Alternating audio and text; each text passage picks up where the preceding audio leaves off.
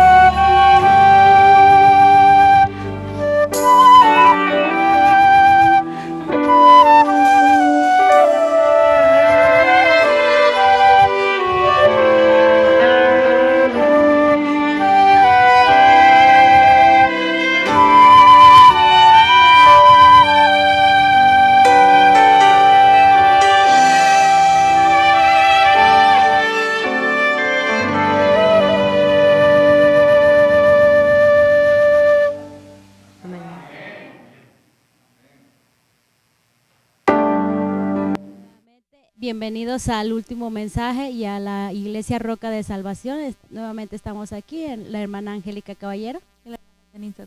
Estamos presentándonos por YouTube el último mensaje TV y por las estaciones de radio Mix LR y Tuner Radio. Y por Facebook Live también. Les damos las gracias y nuevamente muchísimas gracias, hermana. Hermanos, el tema de hoy que el pastor Héctor Hernández nos va a presentar se titula El juicio previo al advenimiento. Mañana quiero invitarlos para que estén con nosotros aquí a las 10:30 de la mañana. Vamos a tener el último tema que se titula Cristo en el Antiguo Testamento. Hoy como mañana va a ser un tema muy especial y muy importante para nosotros conocer a Cristo, y no solo conocer a Cristo sino al santuario. Hermana, ¿nos podría dar la información de la campaña que viene la semana que viene en Ohio? Por supuesto, hermana. En la Iglesia Central en Ohio se va a ver una campaña que la presenta el pastor Roberto Pinto, que se titula El maravilloso mundo de la Biblia. Es del 12 al 19 de agosto, a las 7:30 de la tarde empieza, y la dirección es 1226 Shady Lane Road, Columbus, Ohio, 43227. Exactamente, hermanos, no solo hoy tenemos campaña, tenemos la campaña también la semana que viene en Ohio, no se lo pierdan. Y como hermana nos dejó el pastor ayer medio impactados con algo que nos va a dar importante. Sí. ¿Qué tal si pasamos al santuario para no perdernos nada de lo que el pastor nos tiene preparado a través del Espíritu Santo? ¿Qué le parece? Vamos.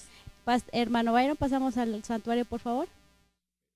El plan de salvación como lo fue el santuario terrenal. Y rogamos, oh Padre, que sigas acompañándonos, dándonos luz, entendimiento sobre este tema. Y Señor, gracias porque hemos llegado hasta esta noche en el escudriñamiento de tu palabra. Así que bendice a tu iglesia aquí reunida y bendice a aquellos que también nos están mirando por la red. Bendice a aquellos que se acercan, Señor, cuídalos, que puedan llegar con bien también. Pedimos todo en Jesús. Amén. De alguna forma nosotros tenemos la pregunta, ¿verdad? ¿Cómo es que establecemos un juicio inmediatamente después de los 2300 años o las 2300 tardes y mañanas? ¿Cómo es que hemos llegado a 1844? Porque nosotros decimos que es ahí cuando se cierran los 2300 años, 1844, y entonces nuestro Señor Jesús pasa a la última fase de la función en el plan de salvación que tiene que ver con el juicio. Y si nosotros fuéramos o vamos en esta noche al libro de Daniel, usted recordará que en Daniel capítulo 2, y solo lo voy a mencionar, no es que vamos a hacer el estudio y análisis detallado de ello, voy a partir del hecho de que nosotros conocemos la historia. En Daniel capítulo 2, usted recordará que el rey Nabucodonosor tuvo un sueño y el versículo 29 dice, estando tú, oh rey, cuando Daniel se presenta ante el rey, le dice, estando tú, oh rey, en tu cama, te vinieron pensamientos por saber qué cosa, hermanos. ¿Qué es lo que le vinieron en el pensamiento? ¿Qué es lo que quería saber? ¿Qué es lo que iba a pasar en lo porvenir? Gracias. Y el que revela los misterios te mostró lo que va a hacer. Y ustedes recordarán que tuvo un sueño de una estatua y una piedra que pegó en los pies de esa estatua, ¿se recuerda? Y decía, dice la historia bíblica que la cabeza de oro de esta imagen, según se está presentando en el versículo 32, se distinguía porque tenía la cabeza de oro, los pechos y sus brazos de plata, su vientre y sus mulos de bronce, sus piernas de hierro y sus pies en parte de hierro y en parte de barro cocido. Pero también dice el verso 34 que fue cortada una piedra, no con mano, e hirió la imagen en sus pies de hierro y de barro cocido y los desmenuzó. Con este pensamiento, hermanos, respecto a lo que está diciendo aquí el libro de Daniel, es que Dios le mostró el futuro al rey Nabucodonosor y a Daniel para poderlo interpretar. En los versículos 37 en delante comienza a decirse de qué se trata. Y entonces Daniel explica al rey que tiene que ver con reinos. Desde la perspectiva de Daniel, de donde él estaba apuntando desde el inicio, porque él aclara y le dice en el verso 38, en la parte final, le dice Daniel al rey Nabucodonosor, tú eres la cabeza de oro, es decir, tú representas el reinado, es decir, esa cabeza de oro equivale a Babilonia, vamos a decirlo en esas palabras. Así que mirándose al futuro, ¿sí? Porque según el versículo 44, mirando hacia el futuro, la roca que cayó en los pies de esa estatua, dice que era un monte, un reino también, pero no era un reino común. Y en los días de estos reyes, el Dios del cielo, ¿quién dice? El Dios del cielo, ¿qué iba a hacer, hermanos? Levantará un reino. Eso significa que desde la cabeza de oro hasta la roca, iba a haber un suceso de reinos que iba a terminar con el reino de Dios, porque esa es la roca. Hasta aquí vamos juntos, ¿verdad? Así que de esa manera le estaba Dios revelando el futuro. Y bueno, le aclara que ese reino ya jamás sería destruido, ni habría otro reino, dejado otro pueblo. Ese iba a desmenuzar y a consumir a todos estos reinos, pero él iba a permanecer para siempre. Voy a decirlo de esta manera, hermanos. Si la cabeza de oro representaba a Babilonia, y según lo que vimos en la semana, en Daniel 8, los siguientes reinos eran Medo, Persa y Grecia, porque eso dice en Daniel 8, 20 y 21, correlacionados, ¿verdad? En paralelismo vimos a Daniel 2, Daniel 7 y Daniel 8. Y concluimos que si el entendimiento de la iglesia adventista es correcto, el cuarto reino es Roma. Eso significa que antes del reino de Dios va a suceder esto. Babilonia, de donde parte Daniel, vendrían los medos y los persas, según Daniel 8. Después vendría Grecia, y según el entendimiento que tenemos como iglesia adventista, después surgiría Roma, ¿sí? Dicho sea de paso, históricamente Roma es el reino que conquistó a los helénicos, ¿verdad? O a Grecia, pero también fue el reino que estaba en vigencia cuando Cristo se desenvolvió aquí en la tierra, así que nos queda claro que ese era el reino, y ese iba a permanecer hasta el final de los días. Y después de Roma ya no iba a haber otro reino, sino que venía el reino de Dios. Hasta aquí vamos así. De esa manera simplificamos cómo Dios le mostró el futuro a Daniel en el capítulo 2. Pero en el capítulo 7, Dios ahora se lo muestra a Daniel sin tener a otra persona a quien interpretárselo, como en el caso del capítulo 2, que tuvo que interpretárselo a Nabucodonosor. En el capítulo 7 ya no son metales los que están en juego, ahora Dios usa bestias. Y dice la Biblia que 4 bestias grandes, diferentes, dice el verso 3 del capítulo 7, la una de la otra subían del mar. La primera era como león y tenía alas de águila, esto dice el 4, ¿sí? La segunda, dice el verso 5, era una bestia semejante a un oso, la cual se alzaba de un costado más que del otro, ¿sí? La tercera, según el verso 6, era semejante a un leopardo con 4 alas de ave y 4 cabezas, ¿sí? Y la cuarta, según el versículo 7, dice que era una cuarta bestia espantosa, terrible en gran manera, fuerte, la cual tenía dientes grandes de hierro, y devoraba y desmenuzaba, y las sobras hollaba con sus pies, y era muy diferente de todas las bestias que vi antes de ella, y tenía 10 cuernos. Y una extensión de ella, así como el barro se mezcló en los pies con el hierro, hubo una extensión de esta bestia, y de entre sus cuernos dice que salió otro cuerno que derribó a 3, dice el verso 8, y este cuerno era un cuerno pequeño, pero era el mismo cuarto poder. Así que, hermanos, si siguiéramos la rutina que lleva el capítulo 2, el león con alas de águila era Babilonia entonces, el oso, Medo-Persia, el leopardo Grecia y la cuarta bestia Roma, diríamos así. Porque lo estoy simplificando porque no es el punto que quiero resaltar. ¿Qué es lo que seguiría según el capítulo 2, hermanos? Seguiría el reino de Dios, ¿no es cierto? Eso seguiría el reino de Dios. Pero no sucede así. Porque viene en el capítulo 7, antes de hablar del reino de Dios, que se presenta a partir del versículo 13, dice los versículos 9 y 10. De pronto Daniel ahora es dirigido a ver otra escena. ¿Y qué es lo que ve en la escena? Estuve mirando hasta que fueron puestos tronos. Se sentó un anciano de días, cuyo vestido era blanco como la nieve, y el pelo de su cabeza como lana limpia, su trono llama de fuego y las ruedas del mismo fuego ardiente. Un río de fuego procedía y salía de delante de él, millares de millares le servían, y millones de millones asistían delante de él. ¿Y qué pasó, hermanos? El juez se sentó y los libros fueron abiertos. ¿Qué es lo que ve Daniel aquí? Una escena de juicio. Antes de que apareciera el quinto reino, que el quinto reino es el de Dios. ¿Está conmigo? En el capítulo 2 no se presenta esta escena. Se va directamente del cuarto metal a la roca. Es decir, no hay nada en intermedio que resaltar. Pero en el capítulo 7 Dios le da más detalles a Daniel y ahora le presenta que hay un juicio.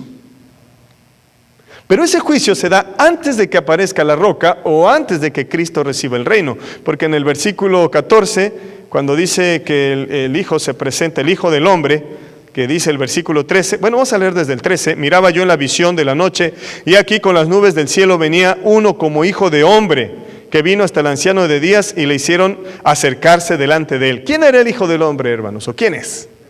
Es Cristo. ¿Saben que los fariseos lo tenían entendido? Ellos querían apedrear, dice San Juan 10:31 en delante, que querían apedrear a Jesús por una razón, porque Jesús se llamaba a sí mismo el Hijo del Hombre. Y el único Hijo de Hombre que los judíos conocían era el de Daniel capítulo 7, verso 13. Y sabían que era una referencia clara al Mesías. Así que Jesús se presentaba como el Hijo del Hombre, le estaba diciendo que él era el Mesías. Y Cristo tenía razón para decirlo. Por eso en San Juan 10:32 dice que los judíos querían apedrear a Jesús y Jesús les hace una pregunta simple. ¿Por qué buena obra me apedrean? Y ellos aclaran y reconocen y le dicen, no te apedreamos por ninguna buena obra, sino por la blasfemia, porque siendo hombre te haces pasar por Dios. ¡Wow! Esa es una expresión bastante fuerte, contundente. ¿Por qué? Porque ellos estaban reconociendo que Cristo hablaba de sí mismo como Dios. Claro, Él era el Hijo del Hombre. Pues este Hijo de Hombre dice que en las nubes se presenta hasta el anciano de días, que el anciano de días, en este caso, representa al Padre. Cristo se presenta. ¿En qué momento Cristo, hermanos, se presentó ante el Padre? ¿De qué nos está hablando Daniel 7:13? Pues cuando Cristo ascendió al cielo después de su resurrección. Recordarán ustedes que cuando, según San Juan 20, en el verso 16, cuando él le dijo María, que estaba llorando y no podía encontrar a Jesús, y le dijo, dime tú si eres, que creyendo que era el jardinero, si tú te lo llevaste, dime dónde lo has puesto, yo iré a buscarlo. Y él le dice María.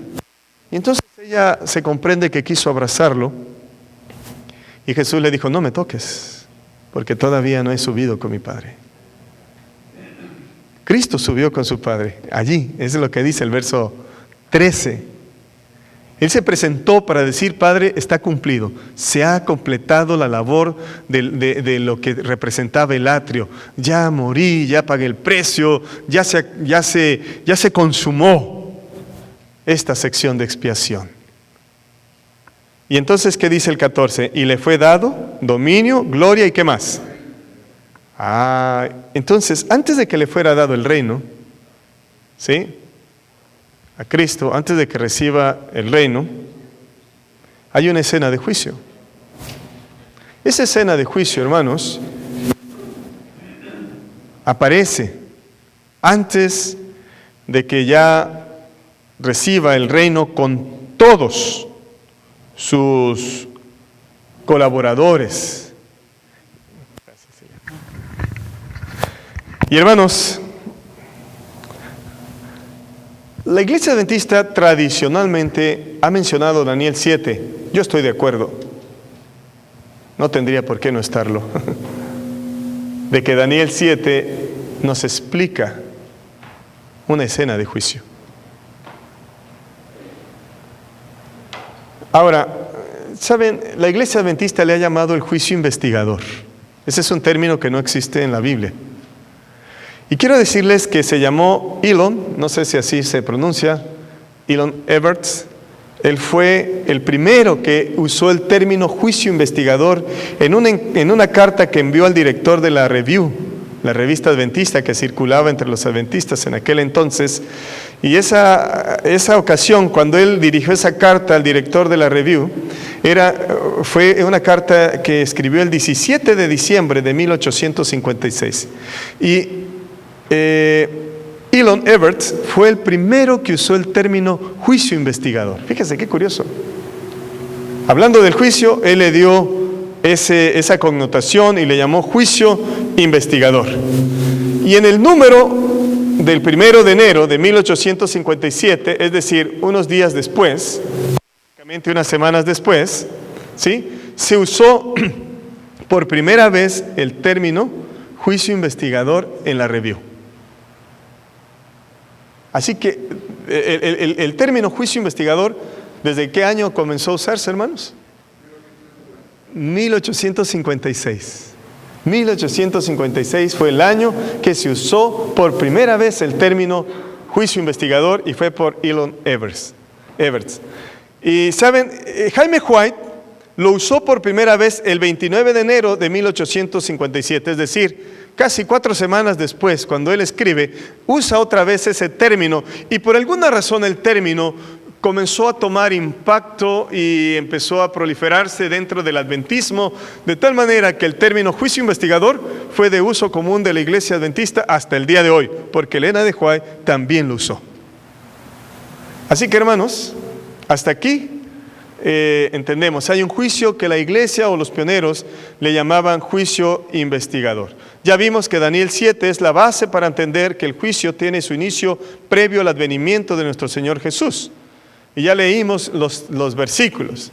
Sin embargo, déjenme decirles que Daniel, capítulo 7, ¿sí?, no solo es la base, la base es toda la Biblia. Y saben, Daniel tiene un libro correlacionado. El Espíritu Profecía nos invita a leer Daniel y Apocalipsis juntos para poder entender las profecías de Dios.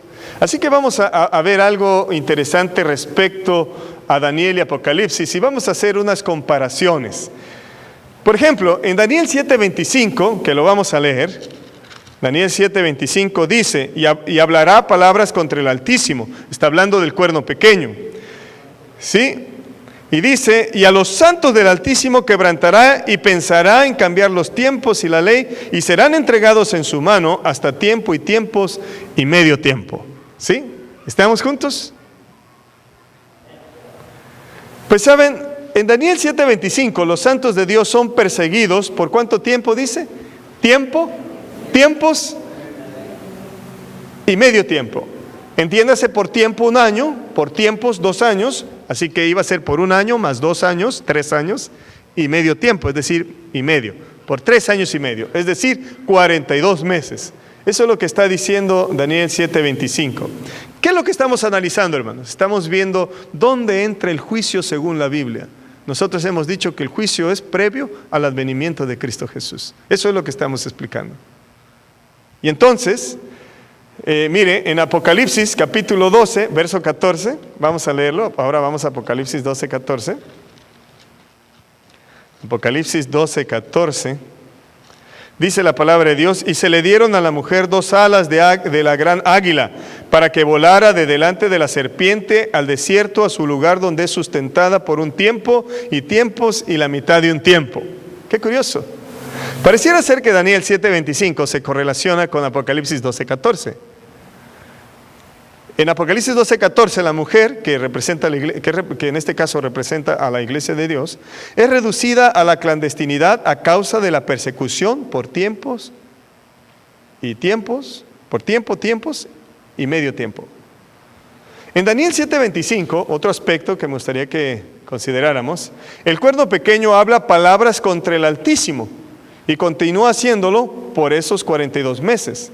Y en Apocalipsis 13:5 dice la palabra de Dios, también se le dio boca que hablaba grandes cosas y blasfemias, y se le dio autoridad para actuar, ¿cuánto tiempo? 42 meses. Así que en ambos casos está hablando contra Dios. En Apocalipsis 13:5 la bestia habla grandes cosas y blasfemias y continúa haciéndolo por 42 meses. Otro punto, hermanos, que me gustaría que consideráramos. En Daniel 7:25 el cuerno pequeño intenta cambiar los tiempos y la ley. Y en Apocalipsis 12, en el verso 17, dice que el dragón se llenó de ira contra la mujer y se fue a hacer guerra contra ¿quiénes, hermanos?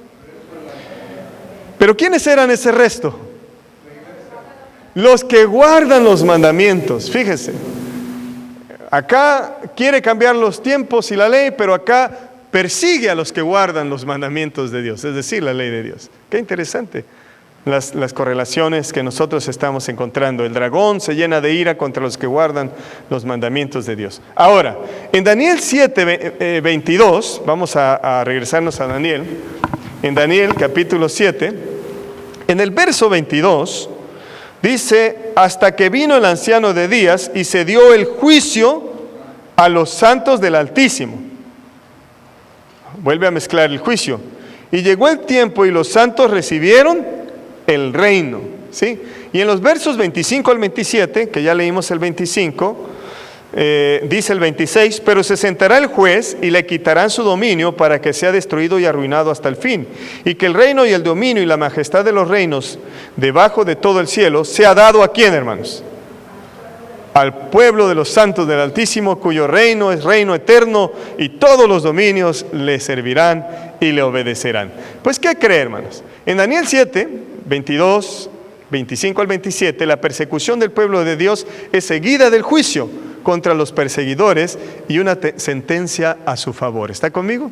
Eso es lo que dice la Escritura.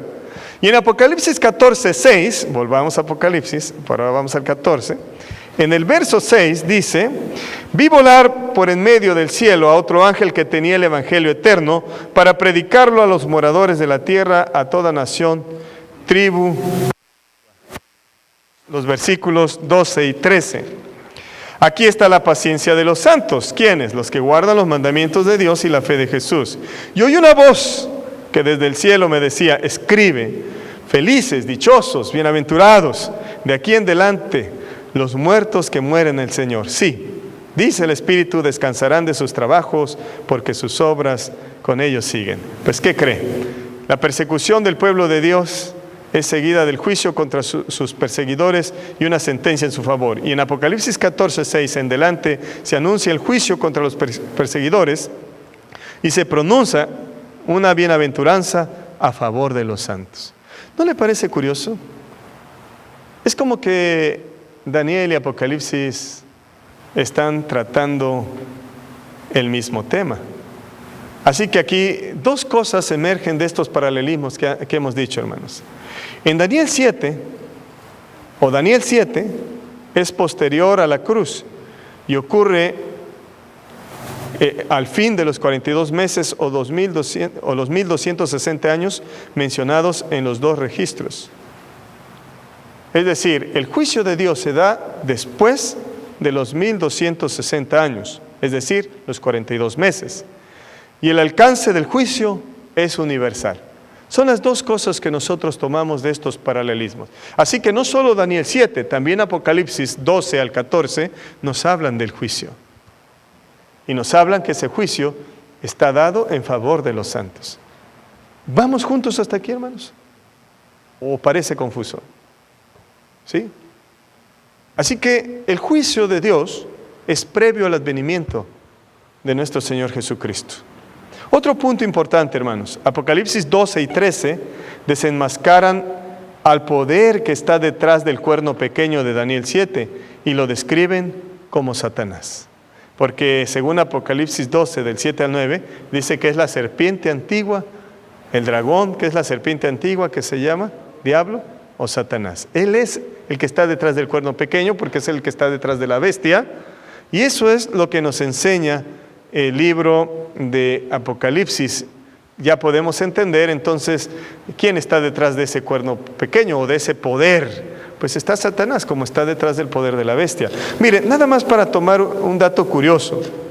En el capítulo 13 de Apocalipsis, haciendo el paralelismo con Daniel 7, decíamos que en Daniel 7, primero Daniel vio un león con alas de águila, ¿sí? Después vio, ¿qué cosa? Un oso. Después vio, ¿qué cosa? Un leopardo. Después, ¿qué vio? Una bestia espantosa, terrible, ¿verdad? Pues, en Apocalipsis 13, pareciera que Juan está reconectándose con Daniel 7, porque dice: me paré sobre la arena del mar, está hablando Juan, y vi subir del mar una bestia. Como que él está comenzando con el número 4, porque Daniel era león, oso, leopardo, bestia. Y Juan comienza con la bestia, porque dice: me paré sobre la arena del mar y vi subir del mar una bestia que tenía 7 cabezas y 10 cuernos, y en sus cuernos 10 diademas, y sobre sus cabezas un nombre blasfemo. Y la bestia que vi era semejante a ¿qué cosa? A un leopardo. Oh, mire, qué curioso. Como que va en retroceso. Ahora es bestia, leopardo, debería ser oso y león, ¿verdad? Vamos a ver si así va. Y dice: y sus pies como de qué, y su boca como de león. Oh, ¿sabe por qué? Porque hay una correlación entre Daniel 7 y Apocalipsis 13. Por eso es que el juicio lo encontramos en ambos. ¿Se da cuenta?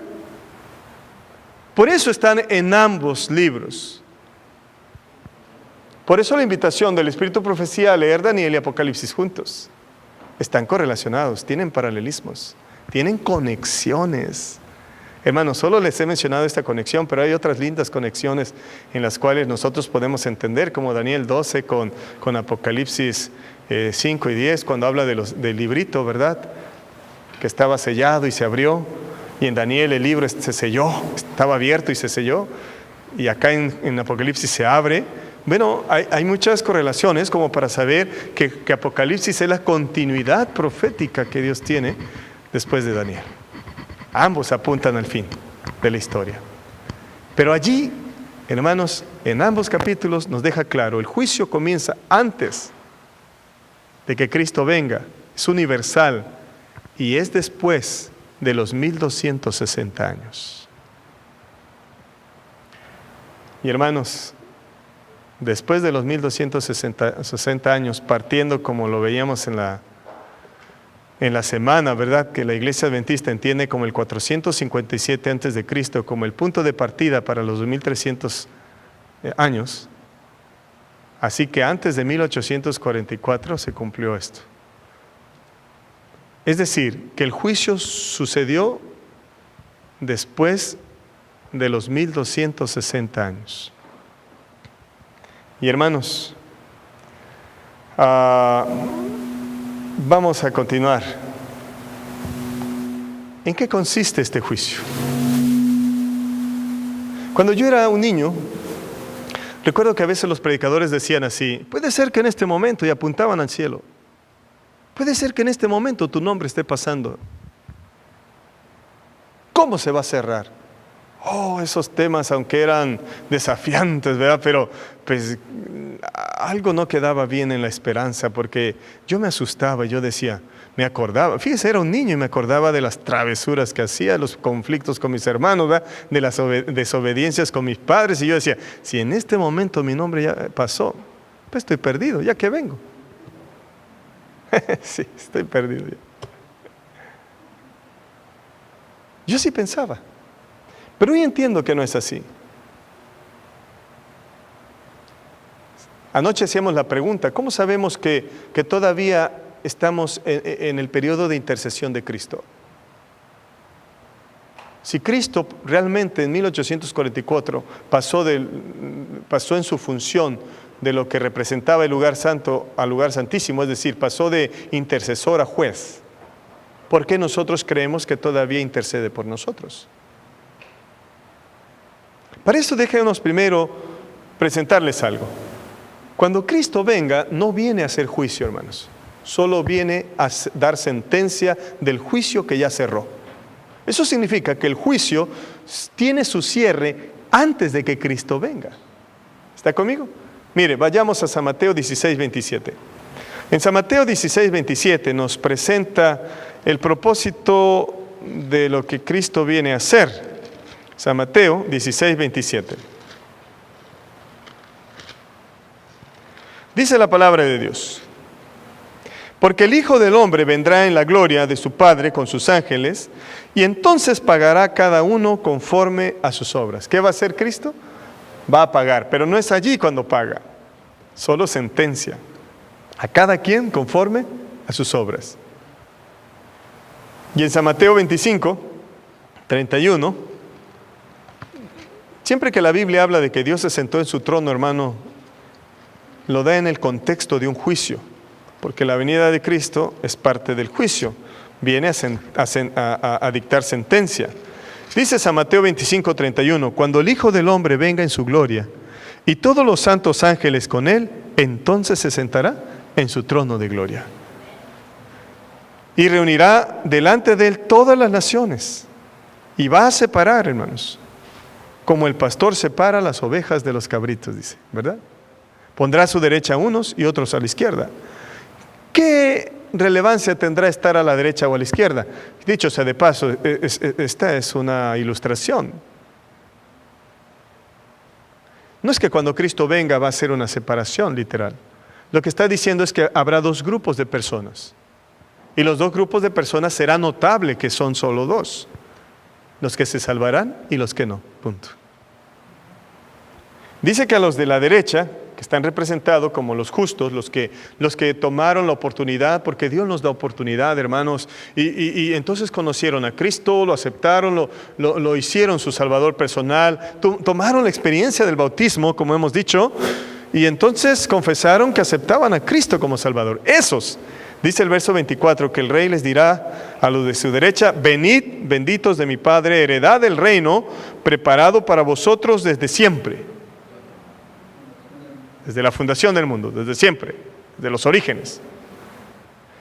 Pero a los de la izquierda no les dirá así, es decir, al otro grupo no le dirá así. ¿Quién es el otro grupo? Los que no aceptaron a Dios, a Cristo como Salvador personal.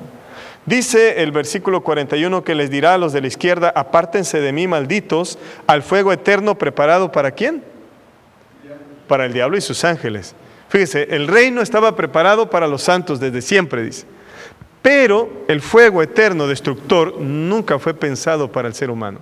Fue para Satanás y sus ángeles, y tristemente para aquellos que no se refugiaron en la sangre de Cristo Jesús. Así que la venida de Cristo es para dictar sentencia, hermanos. ¿Estamos de acuerdo? Eso significa que el juicio se cierra antes. El juicio se debe cerrar antes. Vamos más adelante. Entonces, ¿para quién es el juicio, hermanos? ¿Para quién será el juicio, hermanos? ¿Para los malvados será el juicio? ¿Para todos? Vamos a San Mateo 13. ¿Qué dice San Mateo capítulo 13? Y vamos a leer la parábola que Cristo hace en relación a una comparación con el reino de los cielos. Versículos 24 al 30. Jesús dijo en esta parábola algo interesante. El reino de los cielos es semejante a un hombre que sembró buena semilla en su campo.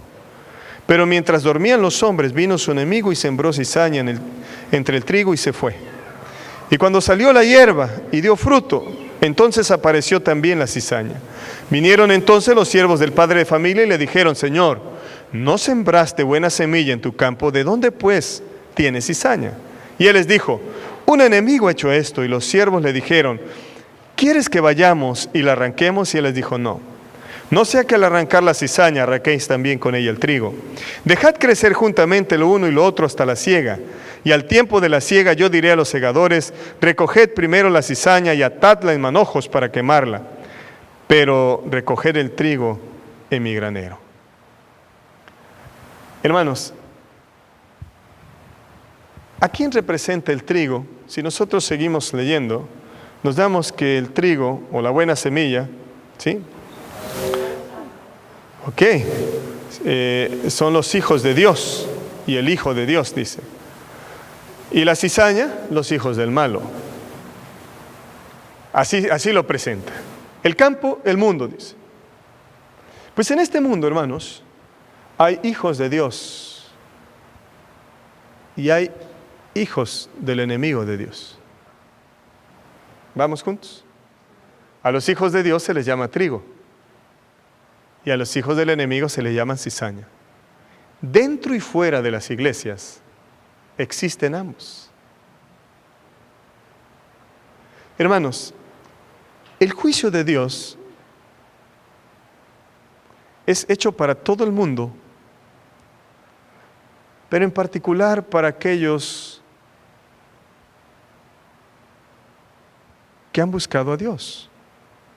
Recuerda que el juicio tiene una sentencia a favor de los santos. Eso leímos, ¿verdad? ¿Por qué está hecho a favor nuestro, hermanos? El juicio. Por esta razón. Los malos no ocupan juicio.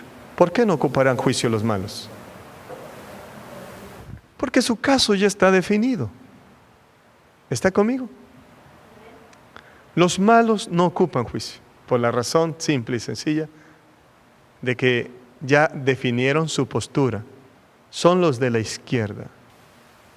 Pero los que han buscado a Dios con sinceridad en esta iglesia o en el mundo entero,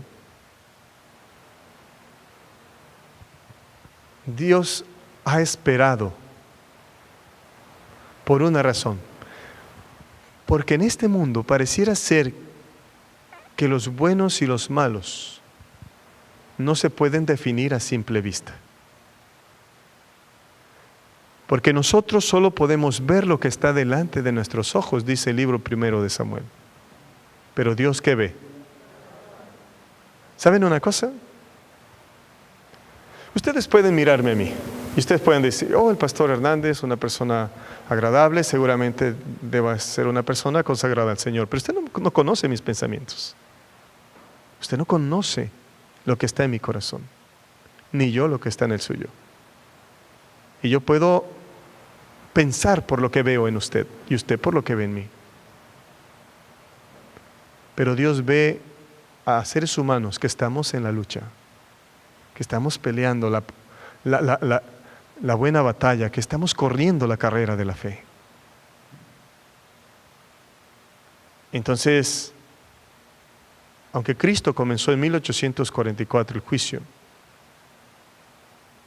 no ha cerrado el juicio de los que estamos vivos, porque todavía estamos, desde 1844 hasta acá, estamos en un tiempo de gracia. Esa es la razón por la cual todavía Cristo intercede, porque hay un tiempo de gracia. ¿El tiempo de gracia tiene fundamento bíblico? Sí. Y por ese tiempo de gracia, nosotros hoy creemos que todavía Cristo está intercediendo en el santuario por nosotros, pero ha comenzado su juicio. ¿Con quién? Con los que mueren. Porque el que muere, pues cierra el caso. Tiene que cerrarse el caso. Pero si no hemos muerto todavía, estamos en el tiempo de gracia. La gran pregunta es, ¿hasta cuándo? ¿Hasta cuándo se cerrará ese tiempo de gracia? Lo cierto es que ahorita, aquí dentro de esta iglesia, o acá fuera de la iglesia, en el mundo entero, hay hijos de Dios verdaderos, genuinos, que se salvarán. Y hay otros que parecen hijos de Dios, pero no se salvarán. Según San Mateo, capítulo 7, versículos 20 en delante, dice que no todo el que me dice Señor, Señor, entrará en el reino de los cielos, sino el que hace la voluntad de mi Padre. Y muchos dirán, en tu casa, Señor, pero si en tu nombre echamos fuera demonios, hicimos toda clase de milagros, y el Señor les dirá, nunca los conocí. Obradores de maldad, nunca los conocí. No les va a decir, no los conozco, no, nunca los conocí. Nunca fueron míos, nunca me pertenecieron. Hablaban de mí, pero no me conocían. Predicaban de mí, pero no tenían relación conmigo. Qué tremendo, ¿no es cierto? Hablaban de mí como que me conocían, pero nunca me conocían porque jamás se tomaron el tiempo para relacionarse conmigo. Voy a decirlo parafraseado, lo que dice San Mateo 7. Así que el juicio está hecho para los que profesamos a Cristo. Estamos buscando en Dios la salvación, porque los malos han definido su caso. Pero nosotros aún no, porque aquí estamos. Nos hemos refugiado en Cristo, pero ¿ya por eso estamos salvos? No, porque podemos perder en el descuido de la santificación, en el bautismo diario con el Espíritu Santo, en esa experiencia del día a día con el Espíritu Santo, nosotros podemos perdernos. Por eso el Señor todavía nos ha dado gracia. ¿Y saben una cosa? Aprovechemos la gracia de Dios. ¿Podríamos, Ilian, regresarla un poquito? Solo una, por favor. Déjenme hablarle un poco sobre el tiempo de gracia. Yo le he dicho, ¿verdad?, que por el tiempo de gracia es que estamos aquí. ¿Cómo es gracia, Silvia?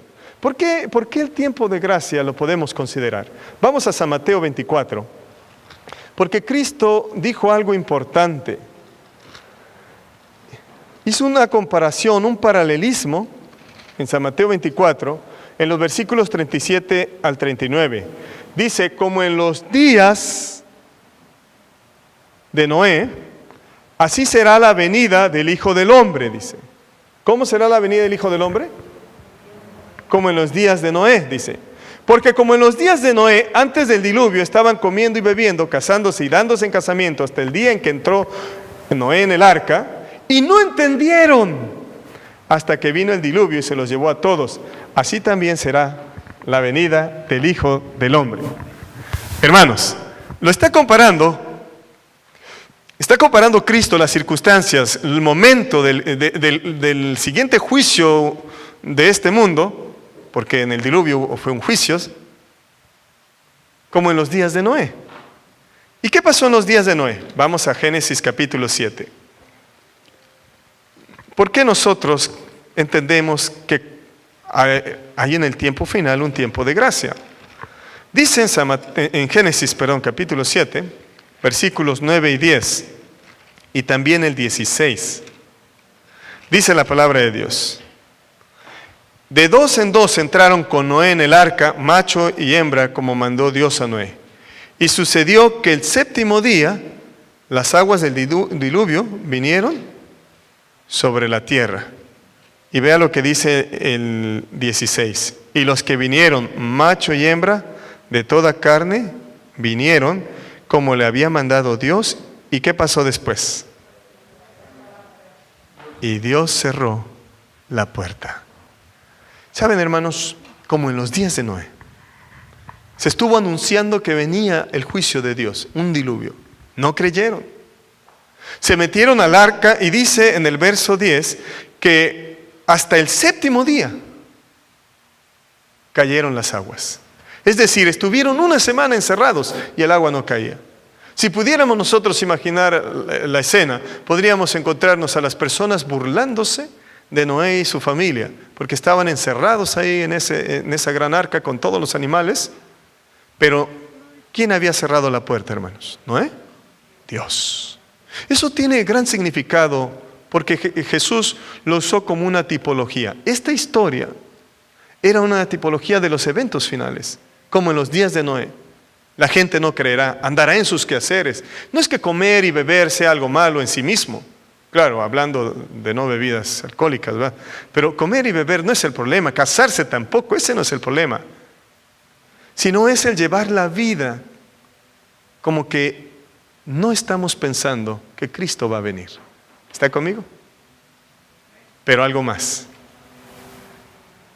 Antes de que cayera el diluvio, que el diluvio podríamos compararlo o hacerlo paralelo con la venida de Cristo, antes de que el juicio llegara, la gracia se cerró, porque una vez que Jehová cerró la puerta, nadie podía entrar y nadie podía salir. Hermanos, la gracia se cerró antes de que cayera el diluvio. La gracia se va a cerrar antes de que Cristo venga. Pero la gracia no se ha cerrado. ¿Por qué sé que la gracia no se ha cerrado, hermanos? Hay tres formas de que la gracia se cierre. Según 1 Tesalonicenses 4:14, la gracia se cierra para los que mueren. Porque hay personas que cuando mueren, dice la Biblia, que mueren en Cristo. ¿Sí? Eso dice en 1 Tesalonicenses 4, verso 14. Porque si creemos que Jesús murió y resucitó, así también traerá Dios con Jesús a los que durmieron en Él. Es decir, a los que murieron creyendo en Él. Cuando uno muere, la gracia se cierra. Y las personas, cuando mueren, Cristo cierra el caso. Por eso es juez ya. Desde 1844, Cristo viene cerrando el caso de los que mueren. Si esta noche yo muero, por la razón que sea, solo por ilustrarlo, Cristo tiene que cerrar mi caso. Héctor murió en mí o no en mí, va a decir Cristo. ¿Murió estando en la fe conmigo o no murió en la fe conmigo? ¿Murió siendo cizaña o murió siendo trigo? Eso es lo que Cristo va a definir. Pero otra forma en que la gracia se acaba, según San Mateo 12:32, ¿sí?, es cuando alguien irrevocablemente rechaza al Espíritu de Dios. ¿Sí? Dice la palabra de Dios en el verso 32 de San Mateo capítulo 12.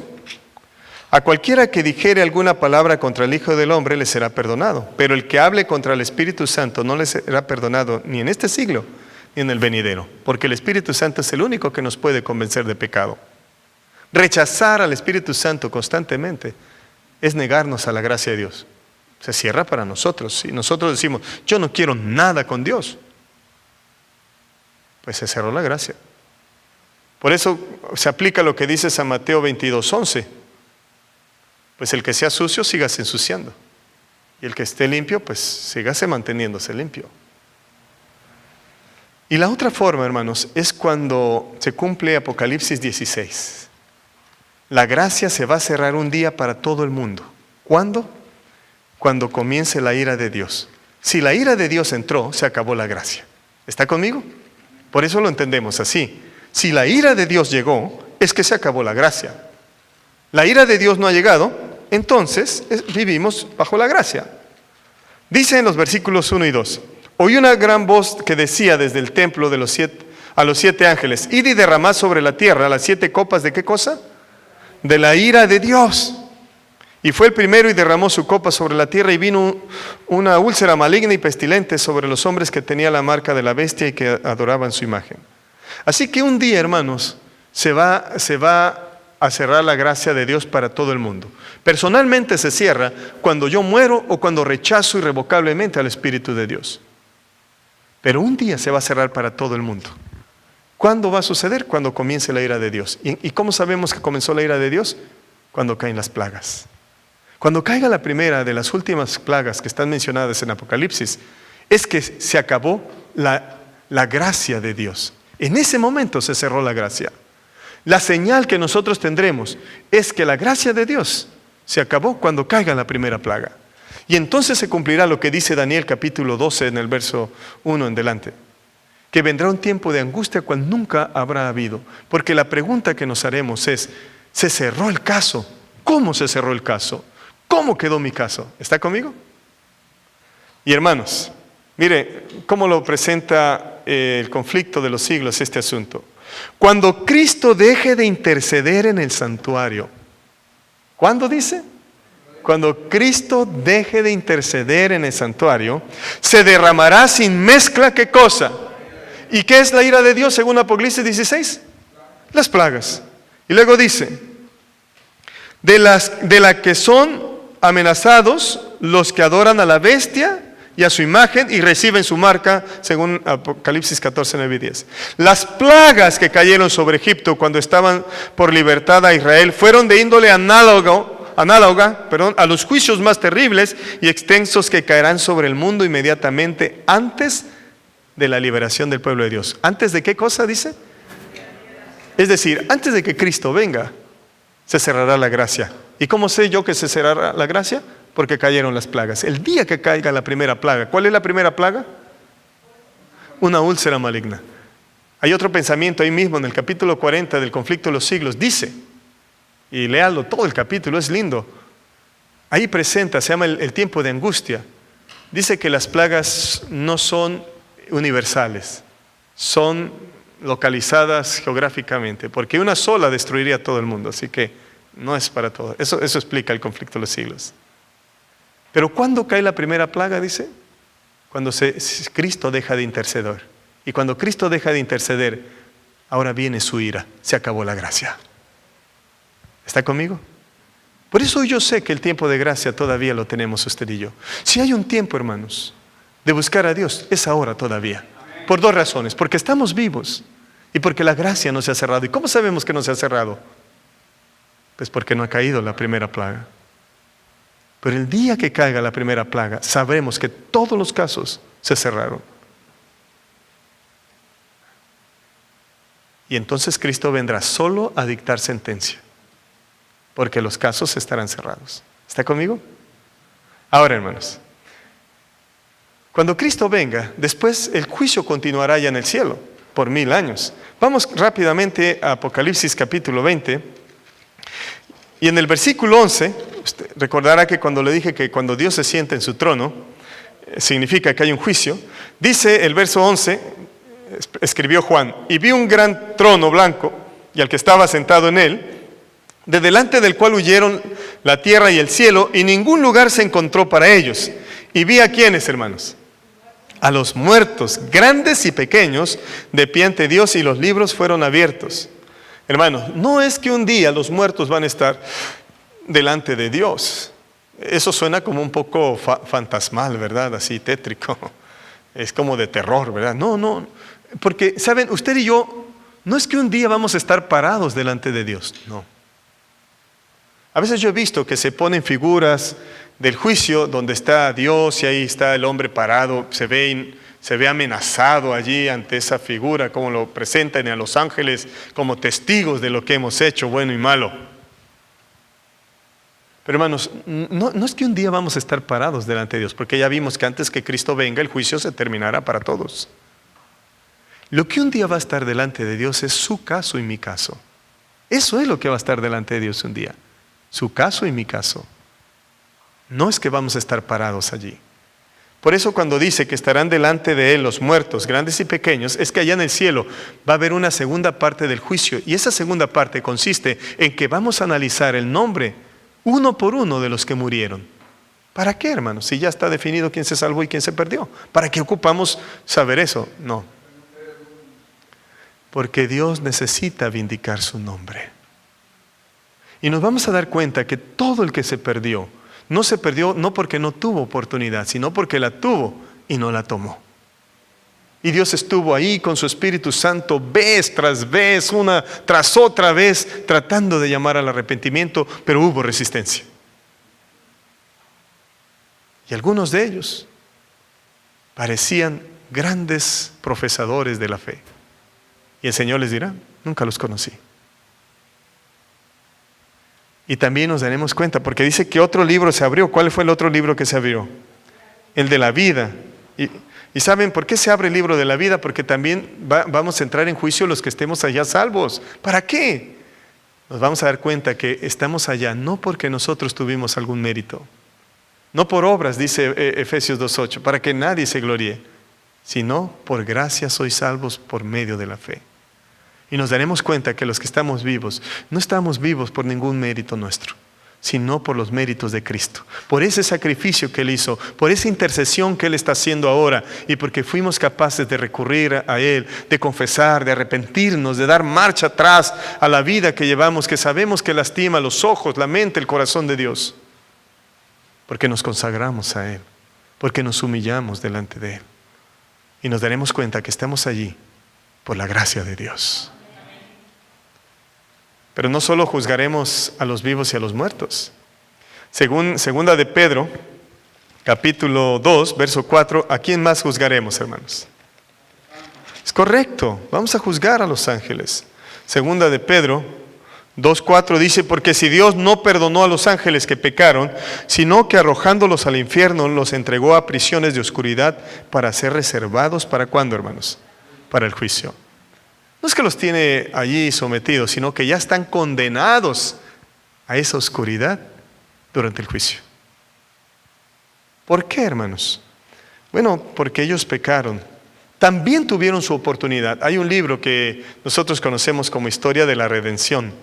Y en ese libro se explica que los ángeles tuvieron la oportunidad y definieron su lugar. Y en 1 de Corintios capítulo 6, en el verso 3, el apóstol Pablo lo dice de manera retórica y pregunta, ¿o no sabéis que hemos de juzgar a los ángeles? ¿Cuánto más las cosas de esta vida? Así que vamos a juzgar a los ángeles. El juicio durante el milenio va a ser para juzgar a los que están muertos, y sabremos que los que están muertos no es que no tuvieron oportunidad, sino que aunque la tuvieron, no la tomaron. Los que estamos vivos no estamos ahí por ningún mérito propio, sino porque nos refugiamos en Cristo Jesús. Y también nos daremos cuenta que los ángeles tuvieron oportunidad y que tampoco tomaron. Y entonces al final de ese juicio de los 1000 años, nosotros diremos que Dios es santo, santo, santo, y es justo, justo, justo. El nombre de Dios quedará vindicado. ¡Qué tremendo! Y entonces, hermanos, pasamos a la parte final del juicio, porque es un solo juicio, a su etapa final.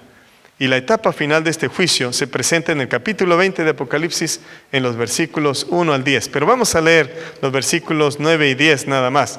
Apocalipsis 20, 9 y 10. Dice que cuando esté descendiendo la santa ciudad otra vez a esta tierra que será renovada, Satanás se engañará cuando hayan pasado los 1000 años, lo viene diciendo desde los versículos 7 y 8, Saldrá a engañar a las personas que resucitarán, son parte de la segunda resurrección de los que no tienen parte con Dios, porque solo tendrán parte los que participaron de la primera resurrección. Todos esos volverán a vivir para recibir el pago final. ¿Por qué? ¿Para qué Dios los va a levantar para darles el pago final? Bueno, porque era importante que ellos supieran que Dios había sido justo.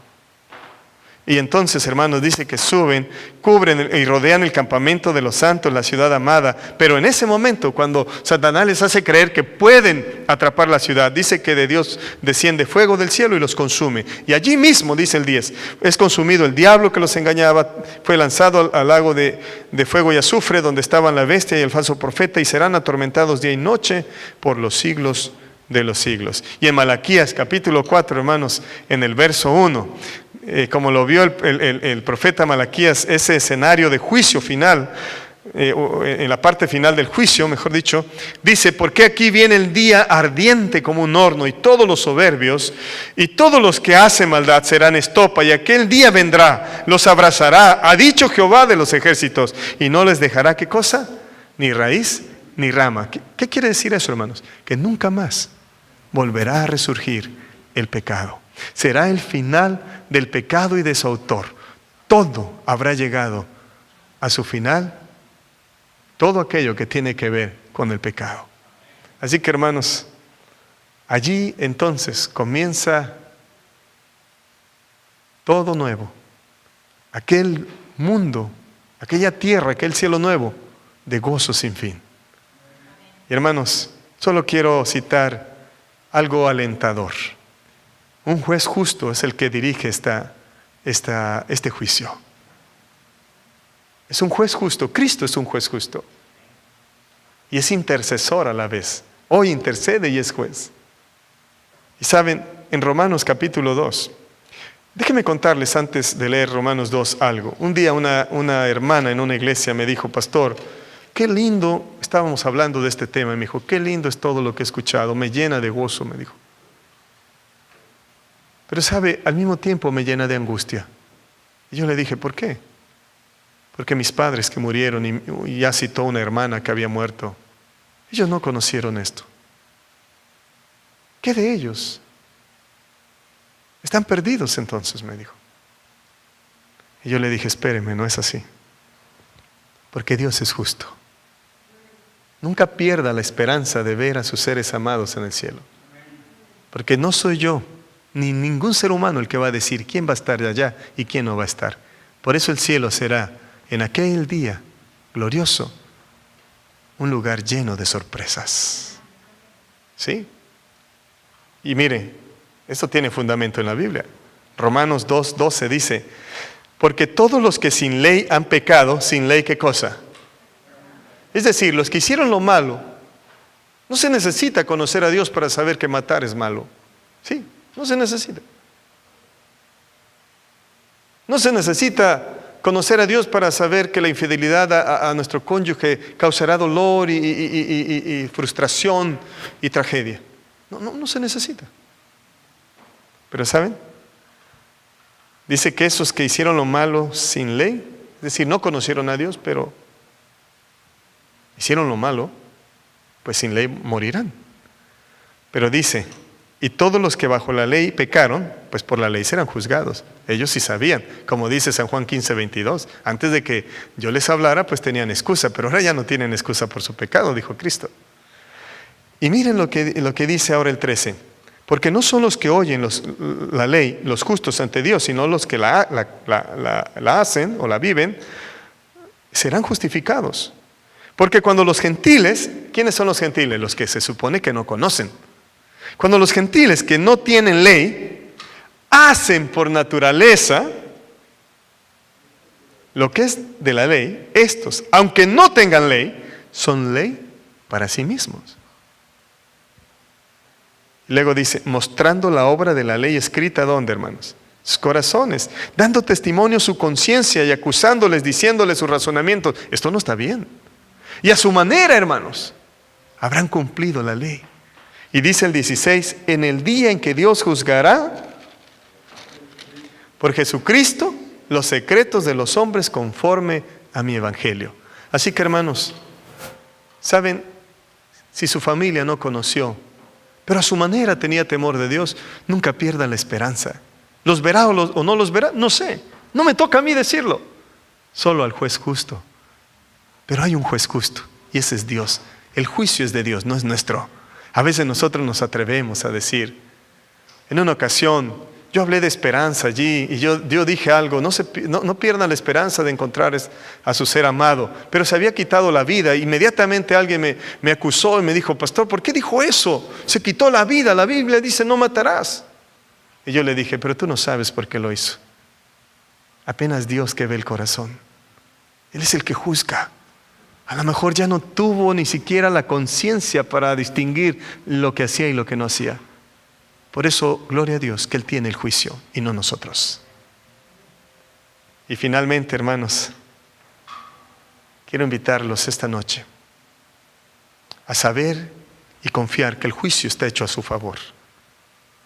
El juicio es para nosotros que hemos aceptado a Cristo. Cristo necesita que usted y yo inmediatamente determinemos estar con Él. Ser salvos, manteniendo la esperanza de que podamos estar allá, sea que muramos o no, cuando Cristo venga. Hermanos, ojalá que hoy decidamos estar listos, de tal manera que si hoy se cerrara mi caso porque yo tuviera que morir,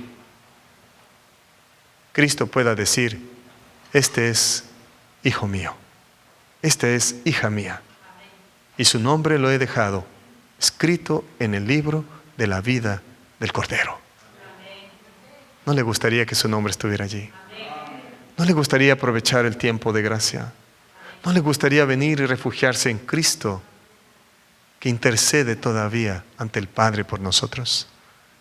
Ojalá que esta noche podamos venir a los pies de Cristo Jesús, de todo corazón, confesando todo pecado, poniéndonos a cuentas y en paz con Él. Que Dios les bendiga esta noche. Vamos a culminar escuchando la alabanza que está preparada para ello.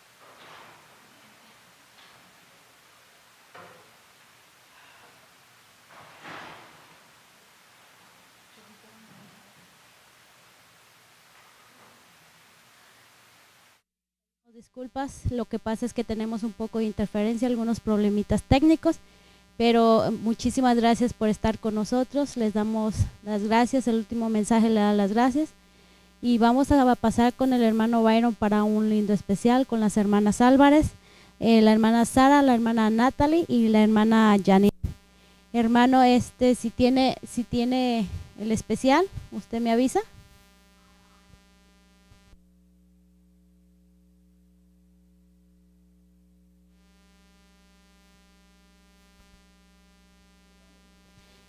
Sí, disculpen nuevamente, como que ya les damos las gracias a todos y cada uno de ustedes. Hermano, usted me dice con un ruidito si se puede para mencionarnos que estamos en el especial. Muchísimas gracias, les doy a todos ustedes. Gracias. Y vamos al púlpito con el especial.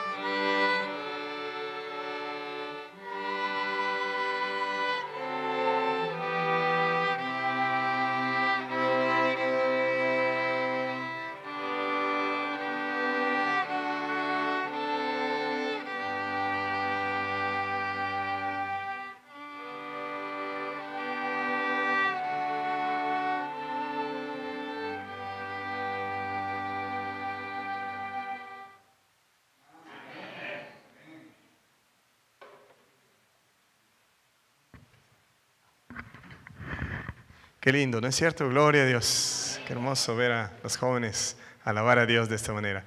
Vamos a colocarnos en pie, hermanos, y vamos a cerrar el tema de esta noche. Queremos darte gracias, querido Dios, por ser bueno con nosotros.